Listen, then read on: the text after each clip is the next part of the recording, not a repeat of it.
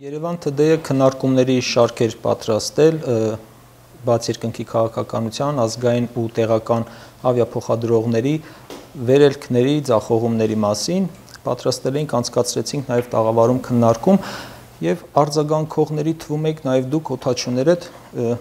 ուրախ ենք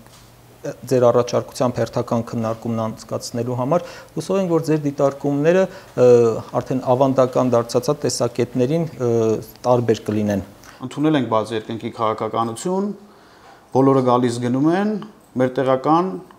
փոխադրողը տուժում է այդ ամեն ինչից։ Ինտերնետում, թե որոշ ֆորումներում տարբեր շատ երկրներ կան, որոնք օգտվում են այդ ծրագրից, այդ քաղաքականությունից ու որ մի քիչ մանրամասն նայում քննարկում, մարդկանց քննարկումները նայում ես, հասկանում ես, որ ուժեղ, տնտեսապես ուժեղ երկրի համար է դա։ Կարա օգտագործվի, աշխատում էլ է, բայց երկրում պիտի շատ ուժեղ ավիափոխադրողներ լինեն, պետությունը թե պետության աջակցությամբ, թե հենց ինքը կայացած։ Մեր երկրում այդ չգիտեմ ինչի չեն հաշվի առել ու Արմավիայի փակումից հետո Air Armenia որ բացեցին, այդ քաղաքականությունը չնպաստեց։ Նույնիսկ ասեի, որ ձախողում եղավ, այսինքն մեր ավիափոխադրողը տեղական, որը որ աշխատեց մի տարի, շատ մեծ խնդիրների առաջ է հիմա կանգնած, շատ լուրջ։ Նայեք, բաց երկնքի քաղաքականությունը որ հայտարարվեց, կարծես թե նաև այս տեղական ավիափոխադրողի մոտ այն կարծիքներ, որ բաց երկնքի քաղաքականությունը դա լավ է, դա մրցակցություն է, դա զարգացման գրավական է, նման պայմաններում կարելի է աշխատել եւ այլն։ Հիմա տեսնում ենք ինչ-ինչ պատճառներից ելնելով տեղական ավիափոխադրողը դադարեցել է ժամանակավորապես հուսանք հավատով սպասենք, որ ժամանակավորապես դադարեցել է իր ուղևորափոխադրումները, սա էլ միջազգային գծենք, որ ուղևորափոխադրումներն է, ոչ բեռնափոխադրումները դեռևս շարունակվում են, այնք շարունակում է գործել, ու փորձենք հասկանալ, լավ,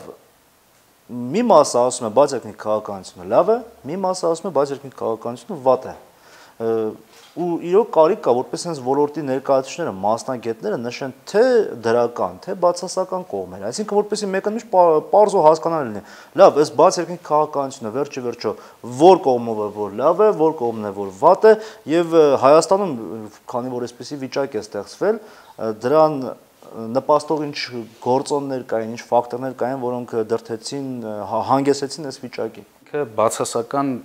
ծրագիր չի, բացասական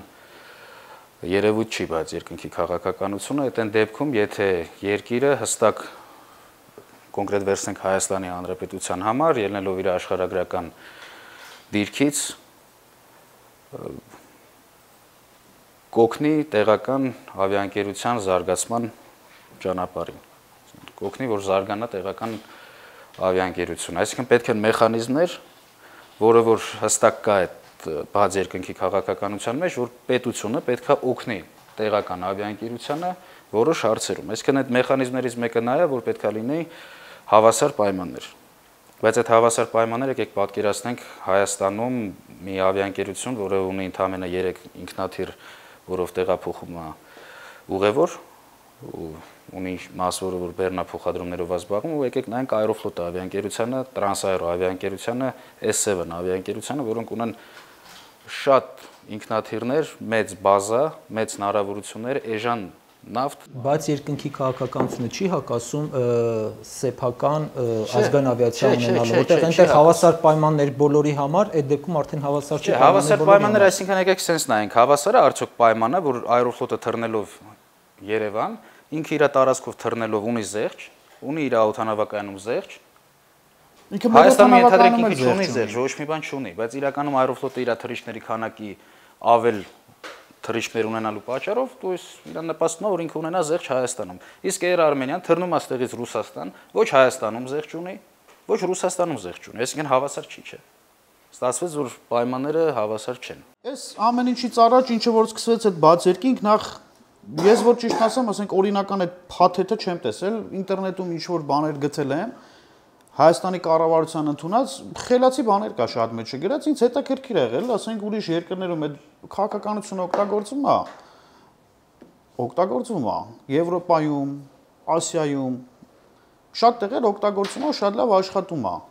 Ես այտենց եմ հասկացել ու տենց էլ կա, ինքը փաթեթներից է բաղկացած։ Դու կարող ես ընդունել մի հատ որոշ հատված, օգտագործես, տեսնես քո երկրի համար այդ աշխատում է, թե չէ։ Օրինակ Էմիրատների օրինակը բերեմ, իրանք մոտ բաց երկինքի քաղաքականությունն է, բայց ունեն այնց հզոր ավիաընկերություններ, որոնցից որ վախում են անգամ Եվրոպայում, անգամ Ռուսաստանում։ Emirates, Etihad, Fly Dubai, Air Arabia։ Իրանք աստիճանի հզոր ավիաընկերություններ են, որոնցից որ իրականում վախում են աշխարհի մնացած բոլոր ավիաընկերությունները։ Իրանք օրենքով իրար խաղում են։ Բացել են երկինքը թրեք, ոչ մեկ չի խանգարում։ Այսինքն իրանք այնքան վստահ են իրանց ուժերի մեջ, որ իրանք բացում են ու ասում են եկեք գնացեք։ Բայց օրինակ բաց երկինքն էլ իրավամբ բերում է հենց տնտես բան, մրցակցության իր լավ բաներն ունի, մրցակցության, եթե ճիշտ է։ Ես ինչքան էլ ուժեղ բռնցքամ արտիկլն եմ, Թայսոնը չեմ կարողանալու կռիվ անեմ։ Որտեվ ինքը ուրիշ քաշի է, ինքը ավելի մեծ է, սև է, վախենալու է։ Եթե ես ուզենամ իր այդ կռիվ անեմ, ես պիտի տենց երկաթից ձեռլոստեր հագնեմ, տենց վահան ունենամ վրես, որ կարողանամ, ասենք, սկսել այդ մարդու հետ կռիվ անեմ։ Մեր ինչ որ ավիաընկերություն էլ բացվի, Aeroflot-ի կամ Transaero-ի նման ավիաընկերության հետ չես կարող ոտք գցես։ Բազմաթիվ ասպեկտներ են քննարկել ուղղակի քաղաքավիացիայի ոլորտի կապակցությամբ, ինչի համար է պետք մեզ սեփական տեղական ավիաընկերությունը կամ ազգային ավիափոխադրողը, ինչի համար պետք չի հնչել են բազմաթիվ կարծիքներ, տեսակետներ, սկսած ազգային անվտանգությունից մինչև տնտեսական շահ եւ այլն։ Բայց ազգային անվտանգությունը օրինակ միշտ ասում են պատերազմող երկիր ենք, տարածաշրջանը բարդ է, մեր միակ հաղորդակցության ուղին օդայինն է, կարծես թե այլ դիրքորոշում կա, չէ՞, այս առումով, այլ ինչի համար է մեզ պետք։ Մեր ամենանորմալ ճանապարհը այսօր օդային տրանսպորտն է։ Հիշենք ամառը Լարսը փակվել էր, մարդիկ ոնց են գնում գալիս։ Օդային ճանապարհով։ Մեր բախտը բերեց, որ այդ ժամանակ հայկական ավիափոխադրողը կար ու տենց ահռելի գնաճ տեղի չունեցավ այդ ընթացքում, որ կարողացան մարդիկ հանգիստ գնալ գալ։ Իսկ մեր քաղաքացիները բոլորս էլ հասկանում ենք, որ արտաքին աշխարհի հետ մենք չենք կարող Ռոբինզոնի մոդելով ապրենք։ Պետքա կապ ունենանք։ Գնանք, գանք, դա նորմալ է, բոլոր երկրներում այդ ամեն ինչը կա։ Վերցնենք տուրիզմը։ Ինչա ձեզ թվում է Air France-ը պետքա մտածի Հայաստան տուրիստ բերի։ Դա բացառում եմ ես։ Air France-ը կմտածի Հայաստանից տանի տուրիստ։ Իսկ տեղական ավիափոխադրողը տուրիստին կփորձի բերի Հայաստան։ Այդ տուրիզմի զարգացման համար էլի միևնույն ժամանակ ինքը էլի ճիշտ է, որ ունենանք մեր սեփականը, որը որ կմտածի ստեղ ավելի շատ ուղևոր բերելու մասին։ Այդ այն դեպքում, որ մեր շուկան, մեր տեղական ավիաընկերության համար դա ոսկի է, իսկ Air France-ի կամ Aeroflot-ի համար դա ոսկի չի։ Կարա անի, կարա չանի։ Դրանից ոչ ինքը բանա կորցնում, ոչ ինչ որ բանա ձեռք բերում։ Ինչ վերաբերում էր անվտանգության առումով, ճիշտ նկատեցիք, անդադ պատերազմի մասին են ինչ որ խոսում, ես չեմ գտնում, որ դրա մասին պետք է խոսել ու կապել դա ավիացիայի հետ։ Մենք սեյսմիկ ակտիվ տարածաշրջանում ենք ապրում։ 1978 թվականին եղավ երկրաշարժ ու բնականաբար ունենալով այն ժամանակ թե պետական, սովետական ավիացիա, բայց կար ծրագիր, չէ, որ ինչ պետք է անի ավիացիան աղետի ժամանակ։ Այսինքն մոբիլիզացում ու աշխատանքների բոլոր ուղղությունները տանել այն ուղղությամբ, որ կարողանան մաքսիմալ այդ ընթացքում օգտակար լինել այդ աղետի պահերով։ Տեղական ավիաընկերությունն էլ պետք է ունենա sense կոչված emergency response plan, որը որ կապված է աղետի հետ։ Աստված Եվրոպայի այդպես բան չունենանք։ Բայց ինչ է կարծում, արտասահմանյան ավիաընկերություններ ունեն emergency response plan, որը որ ուղղված է Հայաստանի աղետի ինչ որ կանխատեսելի երևույթների ժամանակ ինչ պետք է անեն, չէ, բնականաբար չէ։ Իսկ մեր տեղականը պարտավոր է դա ունենա։ Ու միանգամից, այսինքն պետք է լինի մոբիլիզացիա, որ կարողանա ճիշտ կազմակերպած աշխատանքներ տանեն, որ օգնություն եւ այլն վիրավորներ ու Աստված Եվրոպայի այդպես բաներից, բայց մենք ապրում ենք այդպես տարածաշրջանում։ Սիրիայի դեպքերը հիշենք։ Ոչ մեկ չէր թռնում, մենակ հայերն են թռնում։ Ես ինքս չեմ թռել, բայց ես այդ անգամ թռել եմ հալը։ Ես այդ ժամանակ ստեղ չեմ եղել, սովորելու եմ եղել, ինքը թռել է։ Վերջին մի տարվա ընթացքում ինչ-որ հայտարարվել է բացել քաղաքականություն, ինչ-որ արմավյան փակվեց, դրանից հետո ուղղակի հետաքրքիր էր, քանի օդաչու էր եղել, կար Հայաստանում մինչ այդ, ու քանի օդաչու թողեց գնաց, քանիսը մնաց։ Դուք տածանոթ եք էլի, դուք ուղղակի կարող եք ասել։ Մի քանի տարիների ընթացքում դա եղավ, արմավյայում A320 տիպի վրա, CRJ տիպի վրա, Boeing 737 տիպերի վրա, նաև կային Yak 42 օդաչուներ, որոնք գնացին մոտ ասեմ մի 40-50 հոգու գնացել են։ 40-50 հոգի հավերադարձ։ 85 հասել է անգամ, եթե ես չեմ սխալվում, այդ ժամանակ չեմ աշխատել 120 հոգի։ Հիմա քանի օթաչու կա Հայաստանում։ 20 քանի, 24-25 հոգի։ Այսինքն այս օրերին մարդիկ կան, որոնք որ արդեն փորձում են, որովհետև ընտանիքը պահելու խնդիրի առաջ են կանգնած, որ պետք է աշխատեն, որ կարողանան պահել։ Հիմնականում ուր են գնում։ Ռուսաստան, Էմիրատներ։ Հույս ունեմ ոչ խոպան, պարզապես քշելու նաև։ Չէ, իրանք խոպան չեն գնում։ Մարդիկ կան, որոնք այնտեղ հիմնավորվել են։ Aeroflot ավիաընկերություն, մեր այդ հիմնական մեծ կոնկուրենտի մոտ իրանք աշխատում են այսօր։ Մի բան պատկերացնենք, որ արդեն մենք ավիատեղական փոխադրող ունենք, գնացել են օթաչուները տեղի, բնականաբար նրանք պետք է աշխատեն, գնալու են այնտեղ, որտեղ աշխատան կգտնեն։ Հիմա արդեն պետք է նորից ունենալ տեղական ավիաընկերություն, ու այստեղ պետք է հասկանանք, հա, մեկ օթաչու պատրաստելու որքան է արժենում սովորաբար։ Ենթադրենք ձեր ասած տարբերակով, եթե մարդիկ գնան ու ենթադրենք անվերադարձ չեն ուզում վերադառնալ, պետությունը ոչ միայն ծախսի միջոցով, այլ տարիներ է պետք, որ կարողանան ստանան նորմալ օթաչու։ Տարիներ է պետք, մասնագետներ է պետք հրավիրել, որ այդ ասենք այդ երեխեքին սարքեն օթաչուներ։ Երբ ես օթաչու սովորում էի Հայաստանում, պետական ուսումնական հաստատությունում $75,000 կարգի էր։ Դա ես ամբողջ ծախսը։ Չէ, դա ամբողջ ծախսը, որ ես զրով ոչ մի բան չգիտեմ,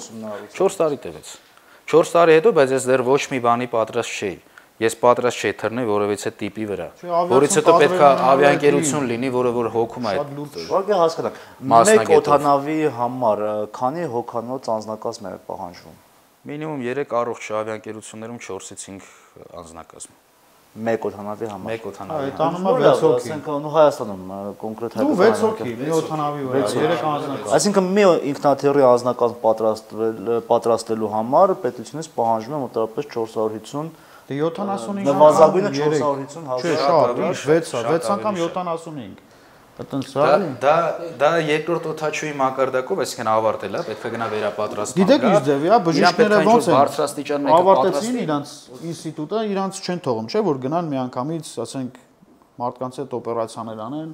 Օթաչուների մոդելա, տենց բարձրանալով միջև գալիս հասնում ես այդ մակարդակի, որ դու կարող ես համարվել Boeing 737-ի կամ A320 օթանավի տիպի անձնակազմ օթաչու, դա երկար ճանապարհ է։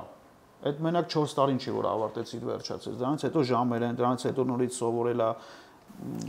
Այսինքն նայեք, իրոք կադրային խնդիր ավիացիան ծախսել է այդքան գումար, որից հետո Արմավիայում եմ ես սովորել, այսինքն մեծ ինքնաթիռի վրա թռնելը, որի համար ես գնացել եմ ուրիշ տեղ վերապատրաստում անցնելու, հիմա նորից Air Armenian ինձ ուղարկել էր վերապատրաստման։ Ու ահռելի գումարներ էր լի ծախսում։ Եվ դու որևէ պարտավորություն ստանձնում ես, գնալով կրթություն ստանալ որևէ պարտավորություն ստանձնում ես, թե հետո ինչ պետք է անես, իրենց հետ համագործակցես կամ ոչ։ Դա ավիաընկերության հետ պայմանագրի մեջ է նշվում։ Կոնկրետ մեր տարբերակում նման Այսինքն գնացիր սովորելու, ընդհանրապես տենց է, եթե քեզ ուղարկում են սովորելու, այդ համ պարտավոր հաճելի պարտավորվածություն է օթաչուի համար, որ դու ունես աշխատանք, այսինքն դու գնալու ես գաս, աշխատես։ Հովիկը ու ես Արմավիայի փակվելուց հետո ինչ-ինչ խնդիրների պատճառով գնացել ենք արտասահմանում աշխատելու։ Ու բացի մեզանից էլի տղաներ են եղել, որ գնացել են աշխատելու, մենք վերադարձանք։ Բանը նրանում չէր, որ մենք ինչ-որ վատ պայմաններում ենք աշխատել, պարզապես ցանկությունը լինել տանը, լինել քո հայրենիքում։ Ինչ-որ մի բան անել էլ ես երկրի համար։ Եթե բոլորս ընտրենք այդ ճանապարհը գնանք, բաց sense ոնց ու թողենք սա գնանք։ Ոնց կարելի է այդպես։ Հա, մեզ ստեղ տալիս են X գումար, այնտեղ X անգամ 3 գումարը, այսինքն այնտեղ ավելի բարձր է աշխատավարձերը։ Բայց մենակ աշխատավարձերով չի, եթե մենք ուզենանք հարուստ մարդ լինենք, մենք երևի ուրիշ բնակավար ընտրենք, ուրիշ մասնագետ։ Ամբողջ աշխարհի փողերը չես աշխատի։ Ամբողջ աշխարհի փողերը միևնույն է չես աշխատի։ Մեր լոգիկան է զարմանալի, տրամադրել հսկայական գումարներ, պատրաստել օթաչու, հետո մի գեղեցիկ օր սենց միանգամից ասել, հա, գնացեք, բաց են ձեր առաջ բոլոր երկրների դռներն, ուզում եք գնացեք, այ, բայց այսինքն եւ ծախսը փաստորեն, եւ այդքան մասնագետ կորցնելը, եւ մնացած մասնագետներն էլ իմիջիալոց բազմաթիվ մարդիկ, որ կառավարության դիմաց բողոքի ցույցեր են անում իրենց, այսինքն բազմաթիվ պահանջներով, բազմաթիվ մարդկային ռեսուրսներ, գլուխներ թողեցին գնացին։ Ինժեներատեխնիկական կազմը։ Եկեք Հովիկ, գանք ամփոփենք։ Հայաստանում ասում եք պետք է համալիր լուծումներ,